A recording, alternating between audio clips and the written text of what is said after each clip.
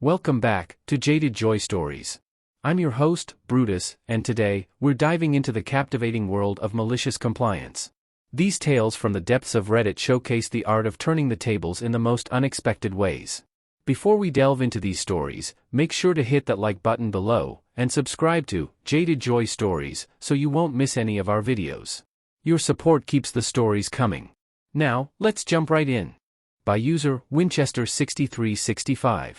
Context: I'm living with my parents while finishing my degree. Part of that deal is helping them with technology.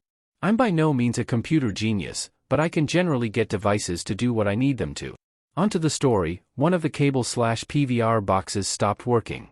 I did all of the, did you try turning it off then back on again, troubleshooting, and no dice. So the account holder, my mom, called the company and spoke to Liz, not real name. Liz informed my mom that all of the boxes and the modem need replacing, as the ones we have are old and obsolete. We're annoyed, but fine, let's do it.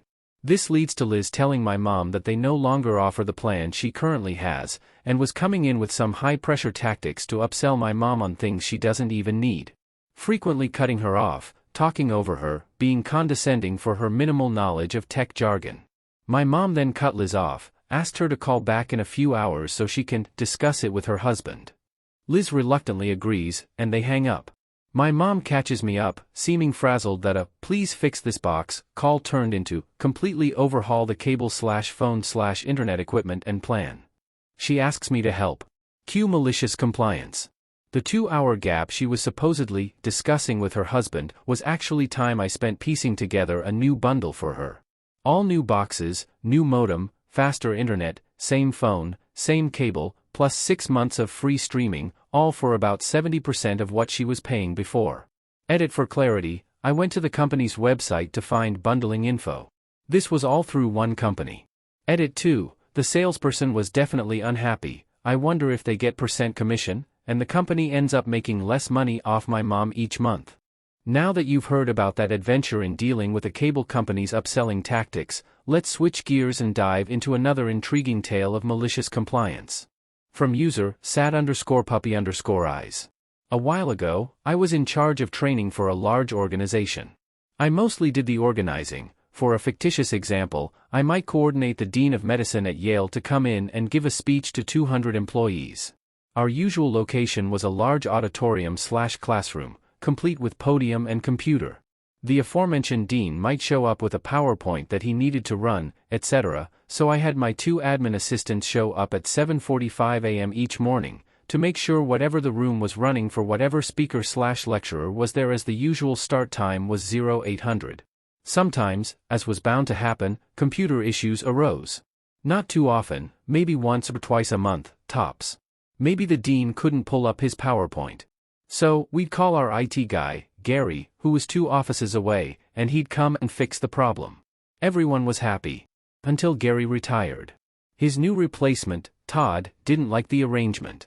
Though his start time was 0800, he'd often drift in at 0810 or 0815. This is not good when we're having a computer crisis at 0802. Further, he hated walking into the office and immediately having a call waiting for him. He wanted to have his coffee, read his email, and ease his way into the workday. Can't blame him there. So, Todd decided that he would no longer attend our computer calls. He told me to have my admin assistants troubleshoot the problems, since they were there, anyways. He was pretty hardcore about this, until I pulled out the job description of my assistants, and nowhere did it say that computer repair fell under their workload. I then showed him his job description, where it said that computer repair was. Enter malicious compliance on Todd's part. You want me to attend? Okay. Then we do it by the books. No more calling me directly. You need to call the central helpline and have them open a user ticket. Then I'll attend. I pointed out the foolishness of this. It's 0754, I have the Yale Dean of Medicine and he can't work his PowerPoint. I need it fixed now.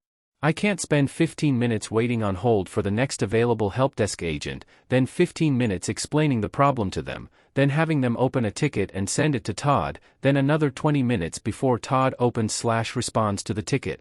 We can't have 200 people sitting for 45 minutes waiting on Todd. Too bad, he said with a smirk. Those are the rules. Or, you could just have your admin ladies fix the problem. I tried one last-ditch effort to reason. When the CEO is going to give a speech and the computer shorts out, he doesn't have to wait 45 minutes. So, obviously, you can make exceptions. Common sense says this should be one too. Nope. Todd said. The CEO's staff do what's called a pre-emptive ticket. They submit it ahead of time and have me there on standby in case things do go wrong.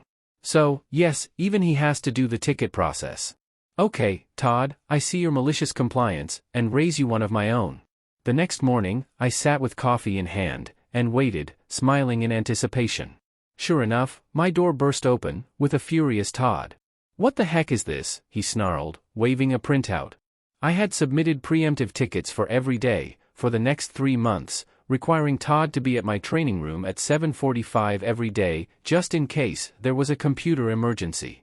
Even better, I had contacted his boss, and received authorization to change Todd's work schedule due to operational requirements, so he would now be required to work 7 to 3 instead of 8 to 4.